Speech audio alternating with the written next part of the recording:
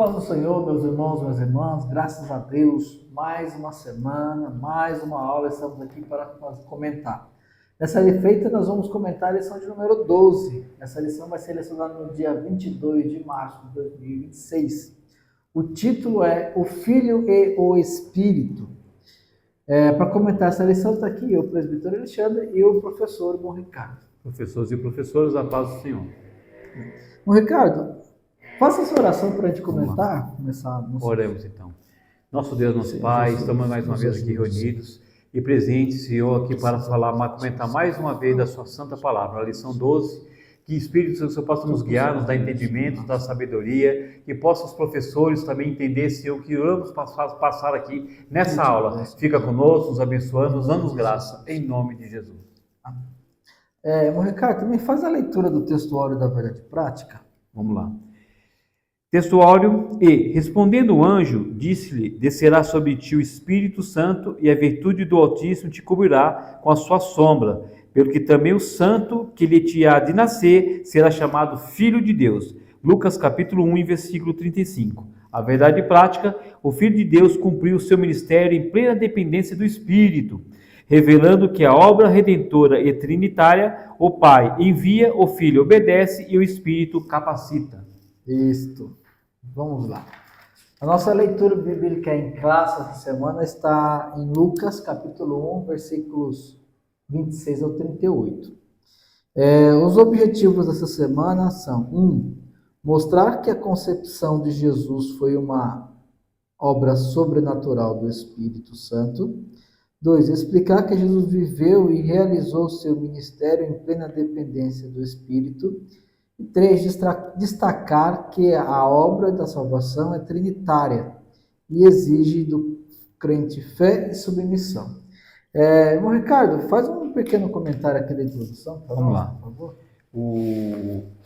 A introdução, o plano da salvação é uma ação coordenada pela Santíssima Trindade. Então houve envolvimento aí, né? Nós já falamos da eternidade, isso foi tudo pensado lá na eternidade. Então foi tudo feito lá e pensado, analisado. Toda a palavra que você imaginar, professor, na sua mente foi feito lá, e é um negócio muito forte, porque nós estamos falando de um ser divino, né? Então, até o pensamento é divino, não é só o ser, a mente é divina, né? Olha, e ele fala aqui: sua obra redentora do Calvário é a ressurreição dentre os mortos. O Pai, o Filho e o Espírito Santo atuam em perfeita unidade. Essa lição revela como o Espírito Santo participa ativamente da encarnação, capacitação e exaltação do Filho, e mostra a resposta esperada do crente à obra de redenção. Então, todo aquele trabalho de enviar, aquele trabalho do Filho obedecer, ele estar aqui, e o Espírito Santo capacitar, e fazer todo aquele trabalho que ele fez lá com Maria, tá, que será explicado, foi tudo pensado na eternidade. Perfeito. Entrando aqui no primeiro ponto, nós temos o Espírito e a concepção do Filho. Nós temos o item 1, o anúncio do nascimento de Jesus. O 2, o Espírito como agente da concepção. E o 3, a pureza e a santidade do Filho.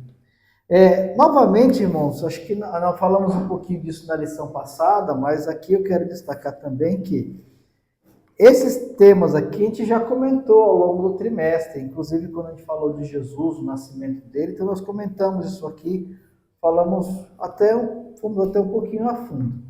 O que eu aconselho os irmãos aqui é fazer o seguinte: se no dia que os irmãos comentaram sobre esse tema, que nós passamos sobre isso aqui, o tema foi bem comentado, está bem claro para a turma, para os irmãos, talvez os irmãos não fiquem muito tempo aqui.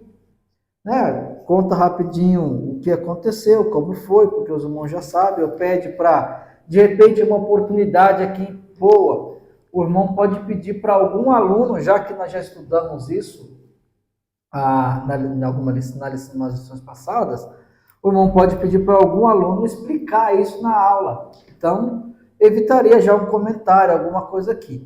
Mas é importante lembrar o seguinte: da primeira vez que nós estudamos esse tema, o alvo foi mostrar como o Filho nasceu, a partir de que momento, como é que ele foi introduzido na Terra. Aqui não, aqui o alvo dessa lição, desse momento, é mostrar que para que Jesus nascesse, houve a ação do Espírito Santo gerando Jesus no ventre de Maria. E aí uma das coisas que o comentarista até coloca aqui é que Maria demonstra uma perplexidade, porque quando o anjo fala, como é que você vai ter um filho? E ela fala, mas como é que isso vai ser se eu não conheço o varão? Eu nunca tive uma relação sexual com um homem. Então, era algo na mente dela inconcebível. Mas quando o anjo explicou, não, isso é uma ação do Espírito Santo, então ela creu. Então, isso aqui é uma coisa importante de se falar. Porque talvez, aqui surge, por exemplo, um aprendizado que nós podemos tirar desse ponto, ao invés de falar um pouquinho do que aconteceu, a gente pode tirar um aprendizado desse item. Ela creu. Porque imagine só, se ela tivesse falado assim, é claro que Deus não faz nada errado, mas imagine que ela tenha falado, não, como é que, eu não quero nem saber disso não quero isso mais não. E aqui não, ela creu e ela fala o seguinte, eis aqui a serva do Senhor, cumpra-se em mim segundo a tua palavra. E aí uma pergunta que vale a pena fazer na sala para os irmãos, né, para as irmãs. Será que nós estamos dispostos a deixar o Espírito Santo fazer o que Ele quer na nossa vida?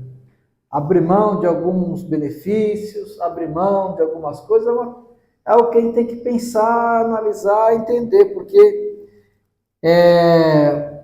parece simples, né?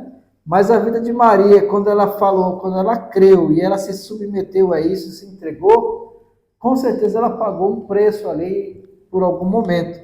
Mas aqui é mais um conselho para os irmãos entenderem, porque a gente já comentou isso. Bom, Ricardo, queria que o irmão seguisse aí o item 2, item 3 e assim por diante. Antes de continuar o item 2 aqui, mas vou deixar falar só um pouquinho, professor, o versículo 31, tá?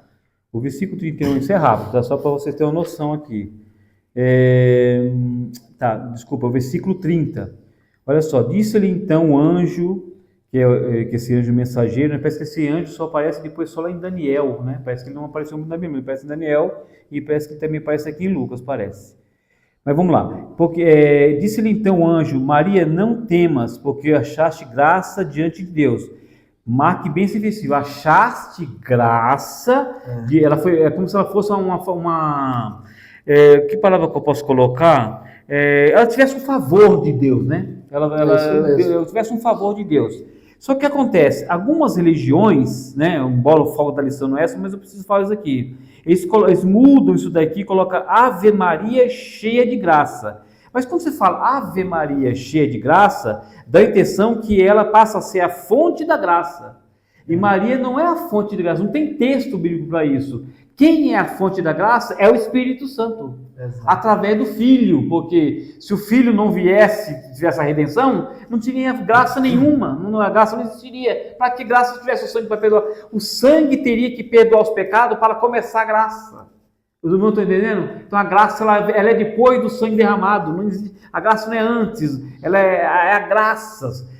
A graça sobre você, sobre mim, a graça de você dando aula, a graça do aluno estando lá para aprender, isso é graça. É graça que manifesta no ministério, é graça que manifesta nos dons, é graça. Né? Então, ser uma pessoa abençoada é graça. Então, ela não traz graça, ela não é a fonte da graça. Então, o versículo é claro.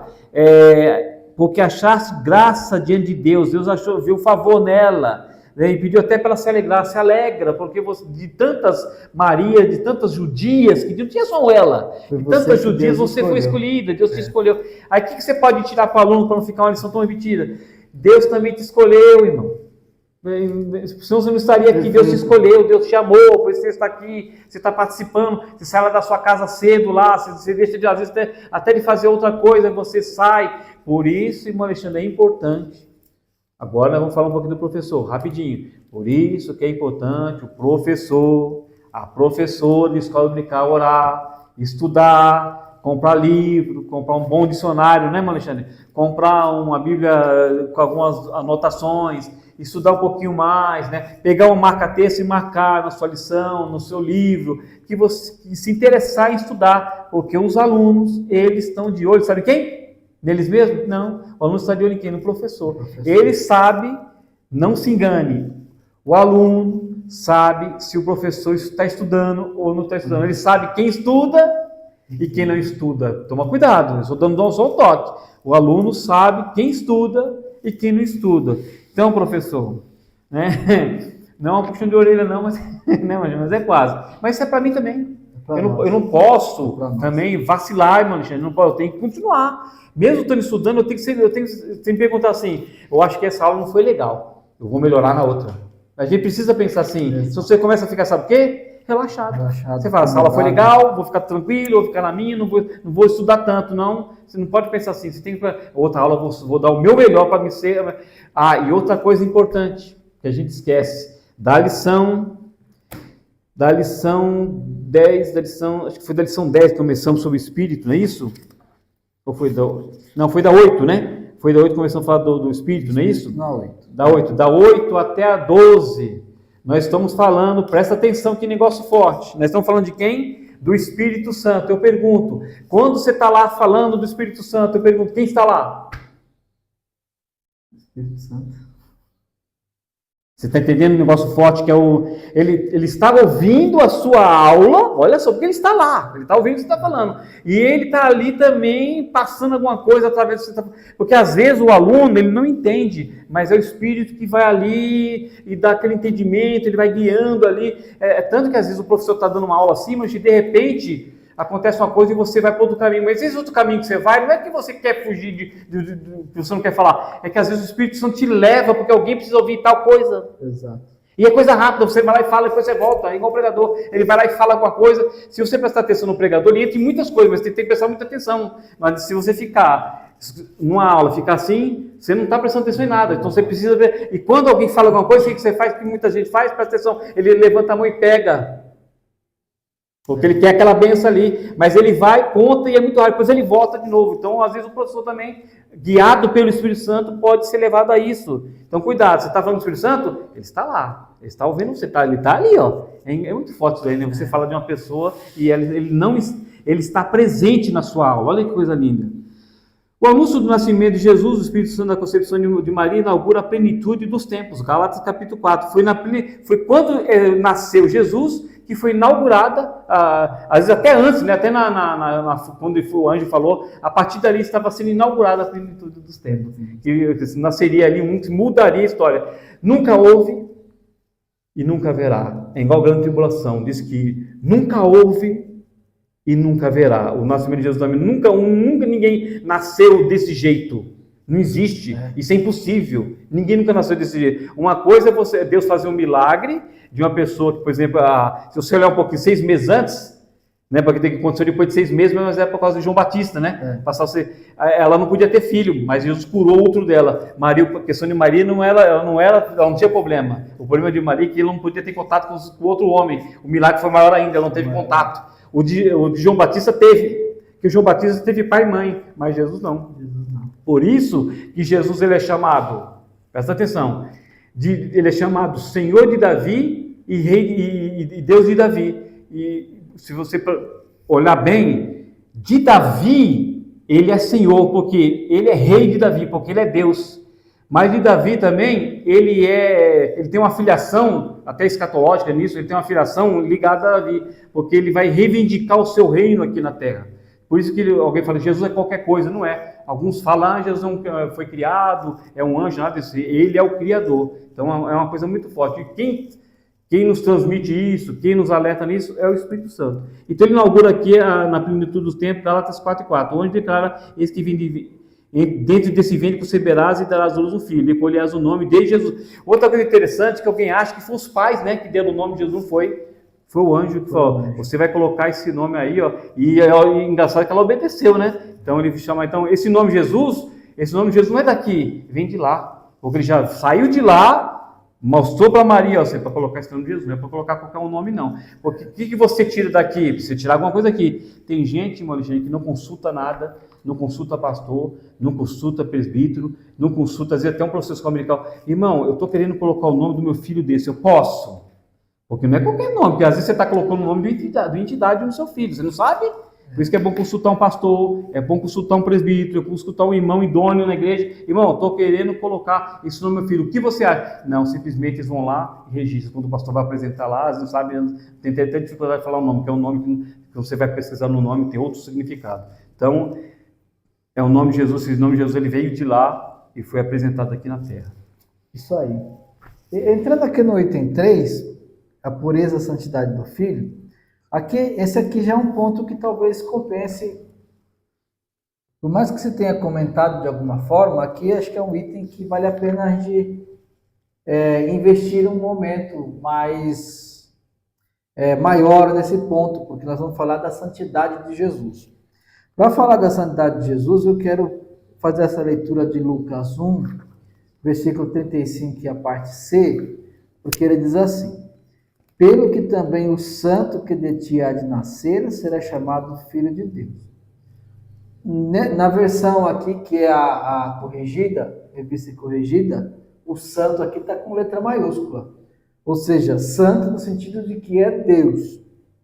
Aí a palavra no original seria hagios, ele indica separação do pecado, consagração, mas no caso de Jesus, ele está indicando santo numa questão, no atributo divino, por isso, inclusive, santo com letra maiúscula. Porque não é santo porque simplesmente ele foi consagrado, ou, por exemplo, como um nazireu que foi, no caso de Sansão, não, Jesus ele é santo porque ele é o Filho de Deus. E aqui tem uma questão específica, o fato de Jesus ter sido gerado no ventre de Maria pelo Espírito Santo, e isso fez com que ele não recebesse essa tendência, essa natureza pecaminosa que veio de Adão. Ele é considerado o segundo Adão, e aqui tem alguns versículos, né? Que é Romanos 5,19. Ele é o Cordeiro sem defeito, imaculado, 1 Pedro 1,19. Ele tem uma santidade. Ele cumpriu a lei perfeitamente. Então, veja bem, irmãos, só que assim, isso é importante. O fato de Jesus não ter a natureza pecaminosa não faz com que ele tenha sido essa pessoa perfeita de uma forma que nos anule. Porque ele foi perfeito à semelhança de Adão. Adão também era perfeito, mas decidiu pecar. E Jesus ele veio como ser humano, ele sentiu dor, ele sentiu fome, ele sentiu sede, ele teve toda a fragilidade humana.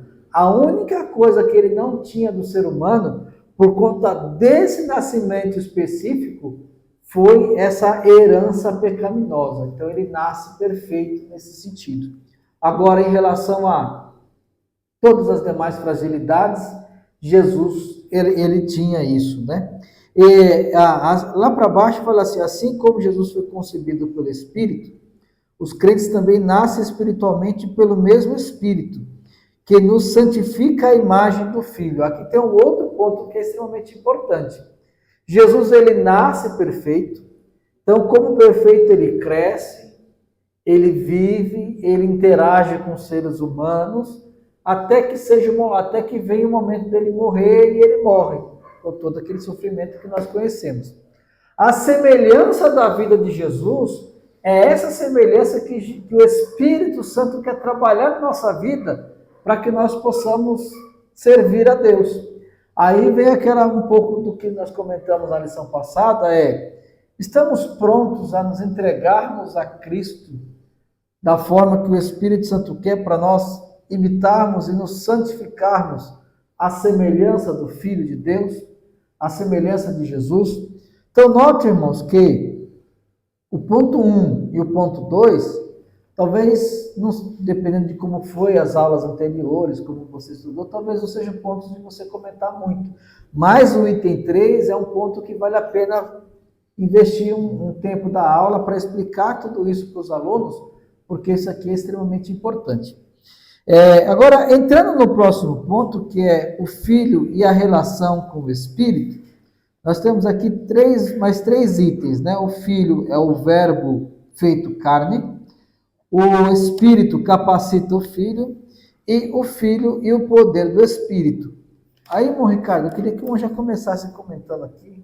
Vamos pegar só uns pontos importantes, né, irmão Alexandre? Alguém acha, por exemplo, com a Trindade, então eu vou falar um pouco do Espírito também. Alguém acha que o Espírito Santo nasceu no Pentecoste? O Espírito Santo nasceu no Pentecoste.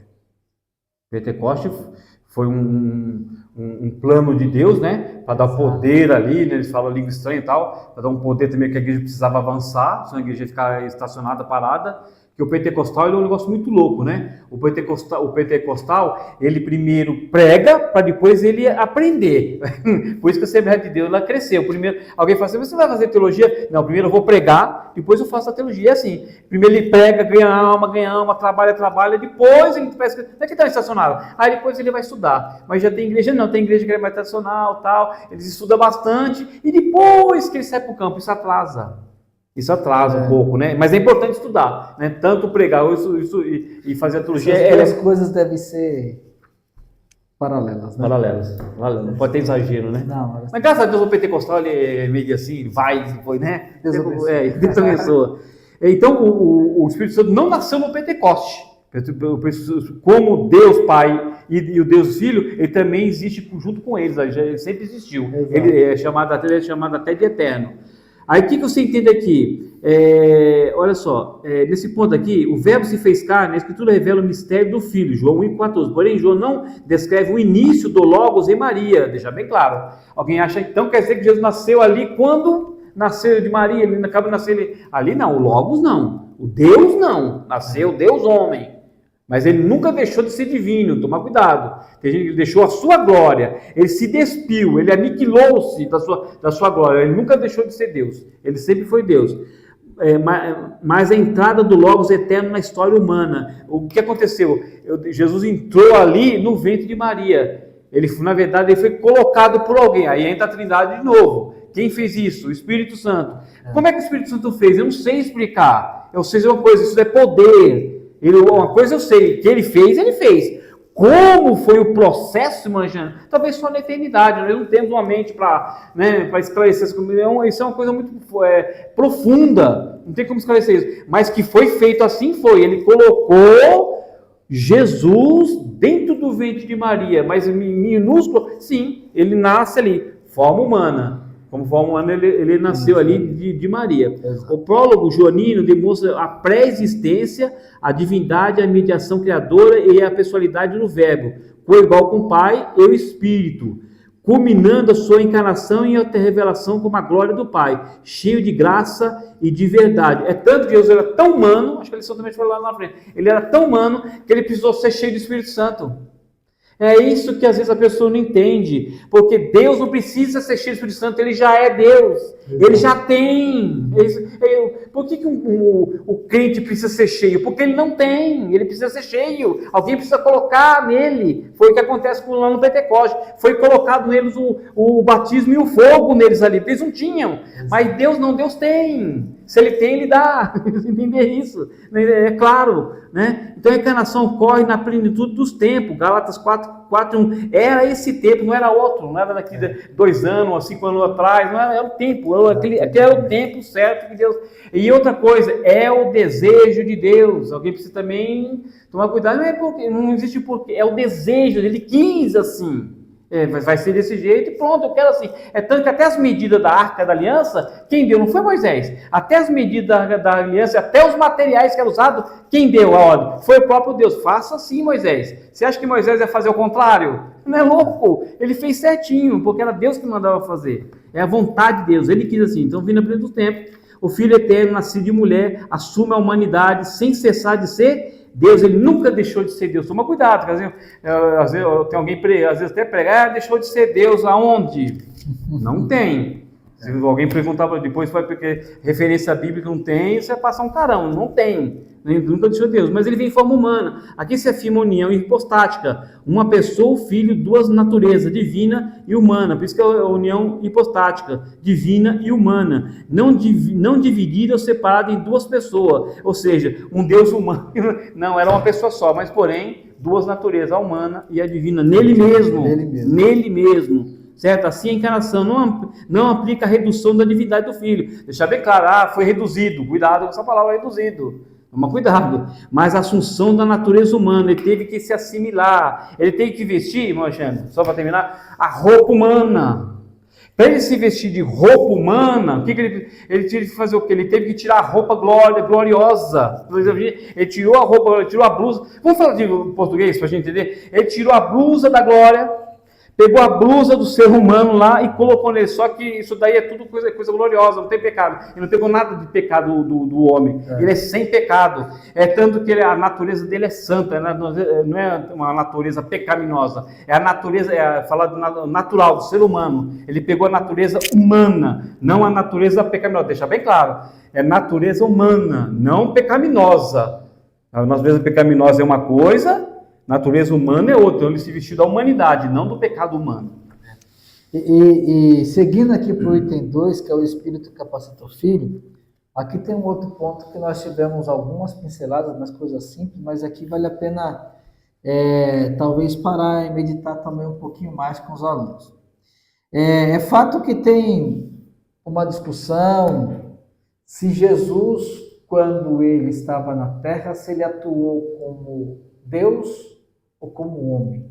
Quando ele curava, ele atuou como Deus ou como homem.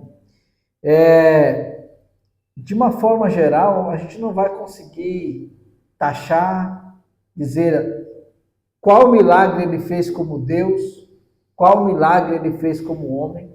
A única coisa que dá para a gente separar é o seguinte: quando alguém via, se dobrava diante dele e adorava, era Deus, era como Deus. Era a parte divina de Jesus recebendo aquela adoração. Quando ele dizia, perdoados estão os teus pecados, era Jesus como Deus. Agora, quando ele curava, era o Jesus homem pelo poder do Espírito Santo. O comentarista aqui, para mim, ele foi bem perfeito, deixou isso bem claro. Jesus agia como homem cheio do Espírito Santo. Então, cada palavra que ele proferia, cada milagre que ele realizava, cada demônio que ele expulsava, cada perdão ministrado, era resultado da sua vida conduzida pelo Espírito Santo. Jesus, ele teve uma vida plena, perfeita, em comunicação e comunhão com Deus e com o Espírito Santo. E isso fazia com que ele compreendesse que uma pessoa estava falando, porque ele era revelado pelo poder do Espírito Santo. Quando ele pregava, falava, havia a ação do Espírito Santo. Aqui, ó, e cada perdão ministrado, ele coloca aqui até o perdão, né? Cada perdão ministrado era um resultado de uma vida conduzida pelo Espírito Santo. Agora o perdão, o ponto aqui, irmãos, é muito claro isso. Nós precisamos entender e deixar isso claro para os irmãos. Jesus, como homem, ele tinha uma perfeita comunhão com Deus e a ação do Espírito Santo nas suas obras não era o Deus Jesus atuando. Pode ser que em alguns casos, e aí eu não vou destacar nenhum aqui, Jesus ele pode ter atuado como homem. Por exemplo, andar sobre as águas é uma coisa que Deus andaria, Jesus como Deus. Mas ressuscitar um morto, curar o enfermo, era o Jesus cheio do Espírito Santo. Ele coloca assim, a sua ação salvadora era guiada e sustentada pelo Espírito. Agora tem uma coisa, por que eu afirmo isso? O comentarista está afirmando que era a ação do Espírito Santo em Jesus como homem. Primeiro que, como o irmão falou, que ele assumiu a forma humana, ele não poderia sair por aí fazendo, né? Existe até um vídeo rodando aí pela internet, não vou falar nome, mas diz que parece que Jesus, como carpinteiro, na hora que ele ia construir uma mesa, ele fazia a mesa da noite para o dia, porque ele era Deus. Eu ia fazer um armário, fazia da noite para o dia. Não, Jesus fazia como ser humano. Se um ser humano demorasse 3 meses para fazer uma mesa, ele demoraria 3 meses para fazer a mesa, porque ali ele atuava como ser humano.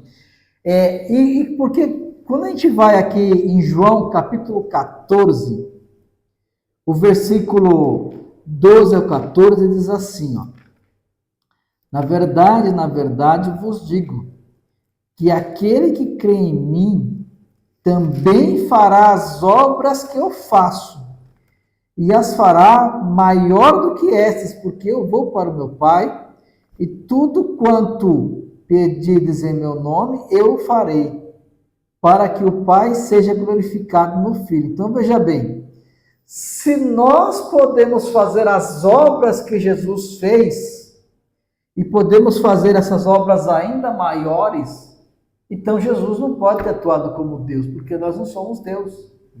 Nós não somos deuses. Então Jesus atuou como homem e como homem cheio do Espírito Santo. Aqui é uma coisa da gente se pensar.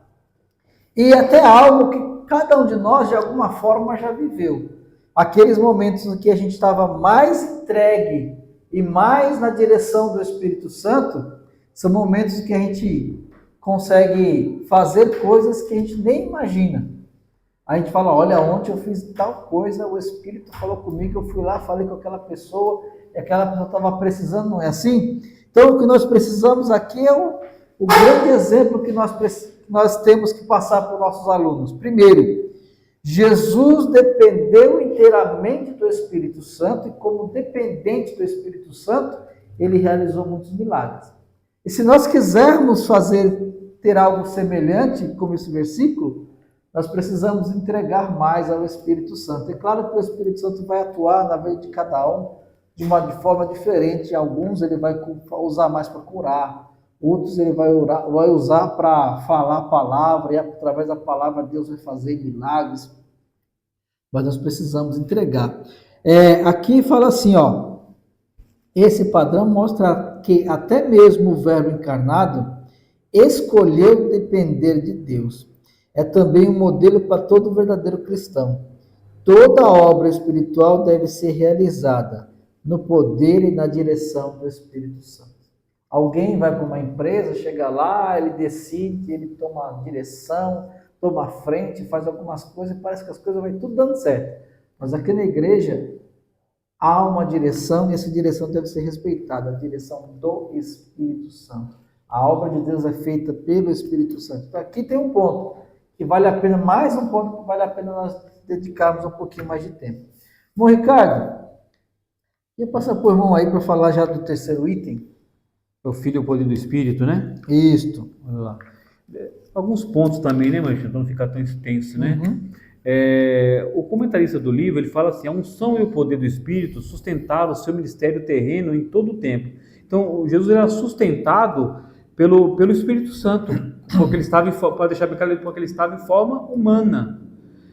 Hoje ele é sustentado pelo Espírito? Não, porque hoje já mudou tudo, né? Mudou, teve ascensão, né? Ele foi glorificado, então hoje mudou, mas quando estava aqui, só para você entender, então a gente vai ler, eu vou mostrar, quando você pega vamos falar os 4 evangelhos, porque os 4 evangelhos falam de Cristo, mas Mateus, Marcos e Lucas, que são evangelhos sinóticos, são evangelhos semelhantes ou parecidos um com o outro, ele mostra um Jesus mais humano, né? Vamos dizer, não é que Jesus era humano no sentido de amado, mas um Jesus com a roupagem humana. João já foca um Jesus mais divino e tal, mas não deixa de ser evangelho. Mas você vê Jesus ali humano, andando, sentindo fome, sentindo vontades, né? Exato. Chorando, Jesus chorou. Mas quando você vai lá, meu Alexandre, que é rápido de a gente achar, que você vai lá em Apocalipse, bem no comecinho, você não vê Jesus mais humano não, porque muda até a roupagem dele.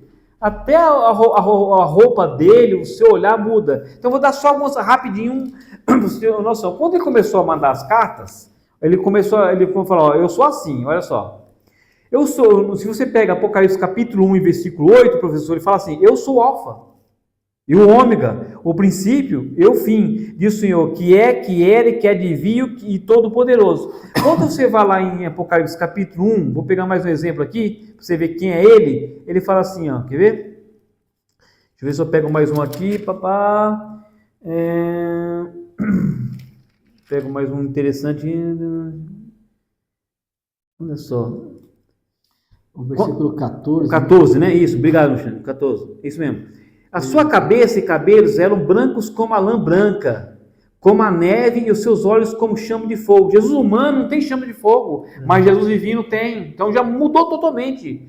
Os seus pés semelhantes, não está dizendo que era, mas era semelhante a latão reluzente. Onde é que Jesus andava aqui na forma aqui de latão reluzente? Não, você olhava para os pés de Jesus humano, na roupagem humana, eram os pés igual o seu e meu. Não tinha diferença. A diferença é que nós usamos sapato moderno, né? Ele usava sandália, né? Conforme o costume da época. Então seus pés eram reluzentes, como se tivesse sido refinado em uma fornalha, então brilhava muito. Né? E a sua voz como a voz de muitas águas. E tinha na sua destra 7 estrelas. Aonde é que Jesus andava com 7 estrelas na testa? Mas aqui já mostra Jesus 7 estrelas. E da sua boca saiu um agudo. Onde mostra Jesus saindo um agudo? A pessoa se assustaria, né? Mas é assim: uma aguda espada de 2 fios. E o seu rosto era como o sol. Como? Aqui no homem não dá. Quando a sua força resplandece. Esse Jesus aqui de Apocalipse capítulo 1, irmão Alexandre e professores, é o Jesus glorificado. O Jesus que se humanizou, que ele é mais aqui que nós estamos falando, dependente do Espírito, é o Jesus humano. Então a unção e o poder do Espírito sustentaram o seu ministério terreno em todo o tempo. Então Jesus, por onde ele andava, se ele fizesse alguma coisa milagrosa, ali era o poder do Espírito Santo que veio até ele lá, quando ele foi batizado lá, que o pomba veio ali, começou ali o poder de ser batizado, no batismo ali, começou o poder, ele começou a fazer alguns milagres ali, por isso que às vezes a pessoa, foi Jesus na verdade, ali foi o Espírito Santo nele, porque Jesus como homem não tinha como fazer, ele era humano. Exato. É tanto que, aí você vê Jesus, tem algumas coisas que você identifica ele no mar. Ele andando no mar. O homem não anda em mar, ele não tem como, né? O homem constrói até um navio, né? Constrói, né, um submarino, tudo bem, ele consegue, por causa da teologia, da inteligência. Mas andar como Jesus andou, sem o sapato com os pés, isso é impossível. Afunda. Esse é o Jesus ali, Deus ali andando ali. Mas ali são coisas que são, alguns, você falou, alguns específicos, né? Algumas coisas que foram registradas específicas. Seus milagres eram sinais que revelavam o reino de Deus e eram realizados em cooperação com o Espírito.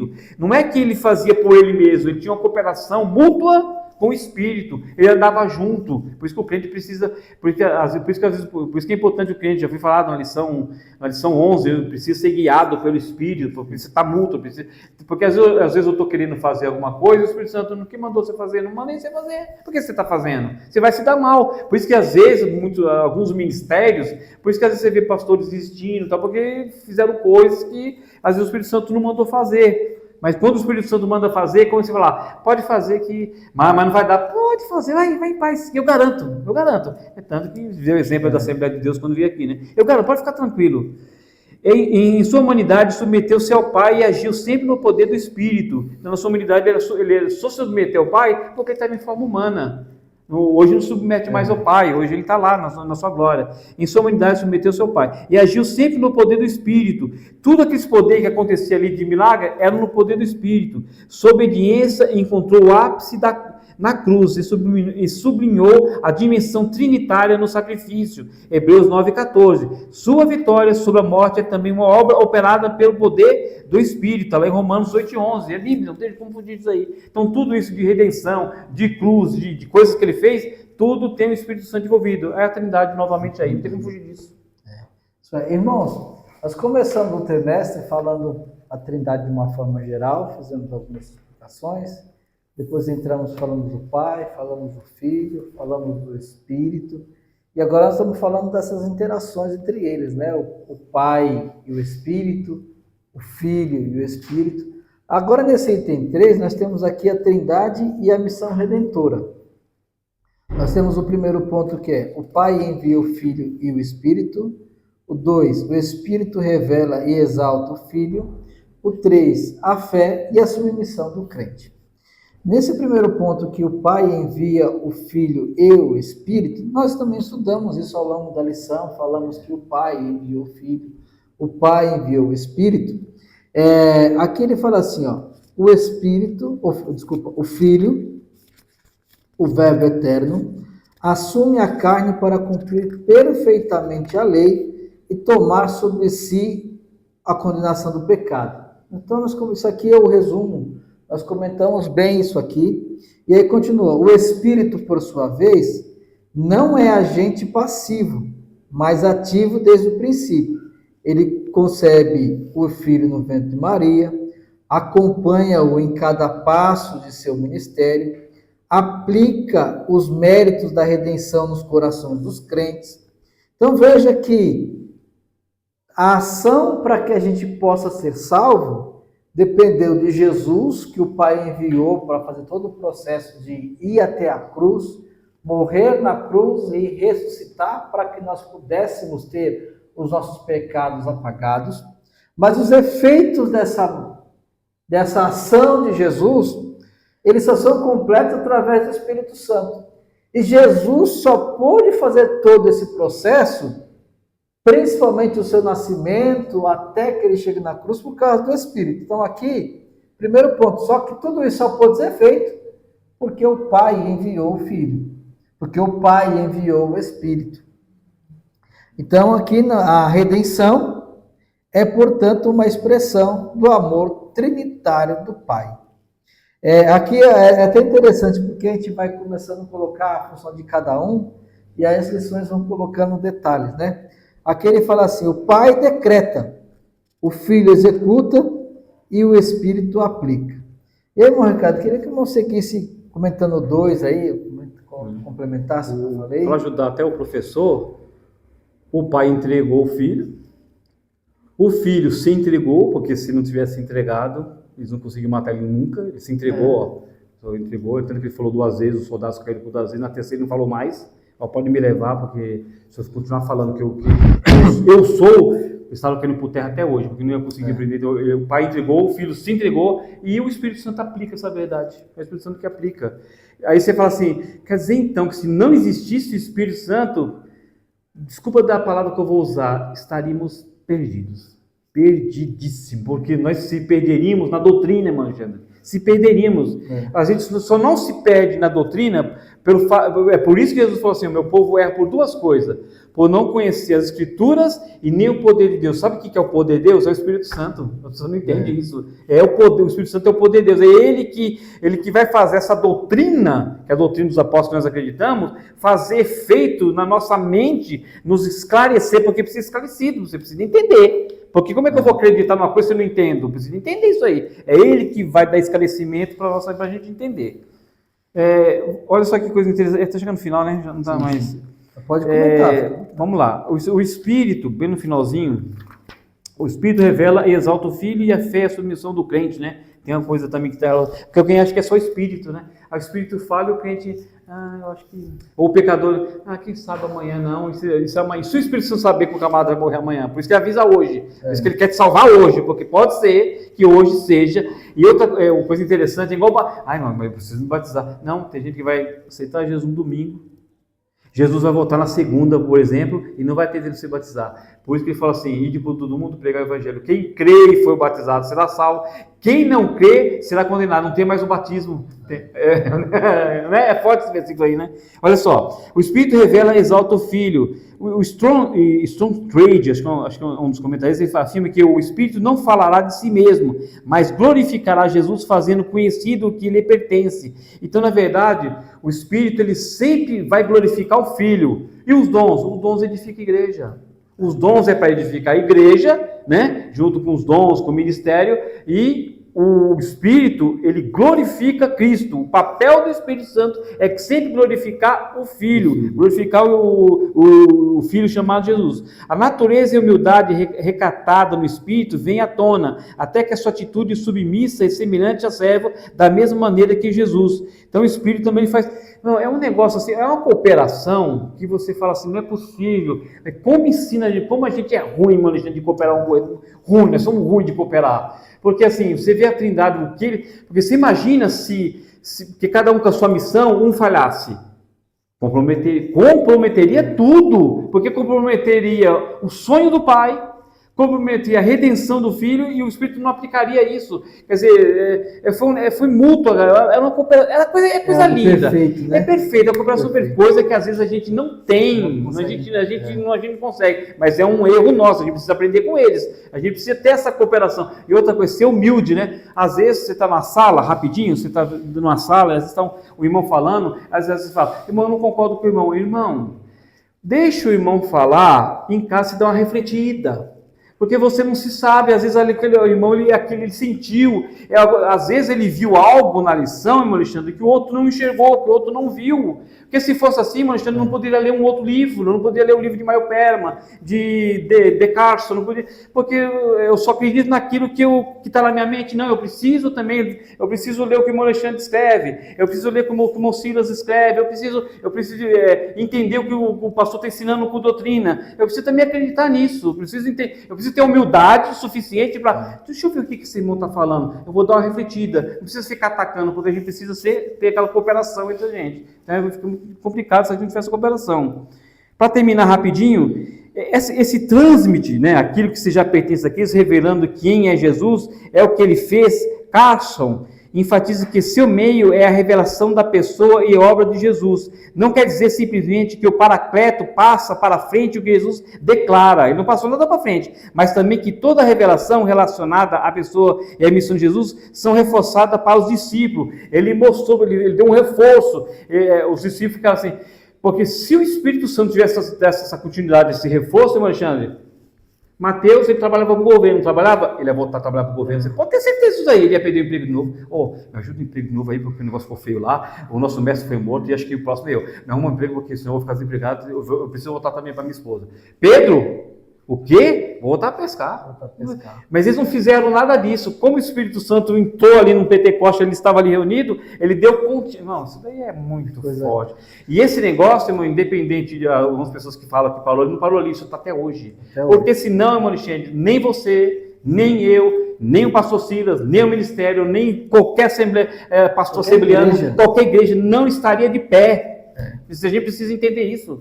E aí, irmãos, a gente finaliza aqui com esse item 3, que é a fé e a submissão do crente. Nós falamos muito dessa obra da redenção para que nós pudéssemos ser salvos. E a única coisa que é exigido do ser humano é essa responsabilidade, mas é uma resposta. Então nós podemos dizer sim ou não para essa salvação. O comentarista coloca até a questão de Maria. Maria disse sim para que os planos de Deus concluíssem na sua vida. E o ser humano precisa dizer sim para essa fé, para essa submissão. Nós temos que buscar isso. Aqui fala assim, sua resposta é um exemplo profundo da postura que todo crente deve assumir diante da obra trinitária. Isto é, confiar com humildade e entrega total. Então, note que por mais que a gente esteja falando de assuntos parecidos, nós temos algumas linhas de alguns tópicos que são extremamente importantes, que nós não comentamos ainda. Isso aqui é extremamente importante. Precisamos incentivar os nossos alunos a nós, junto com os nossos alunos, todos nós como crentes, estarmos submissos ao Espírito Santo, a Jesus, ao Pai, dentro dessa obra que Ele nos criou e nos entregarmos cada vez mais para vivermos essa vida, para vivermos tudo isso que Deus nos deu. Meus irmãos, chegamos ao final. Que Deus os abençoe e que vocês possam ter uma aula muito abençoada nesse domingo, em nome de Jesus.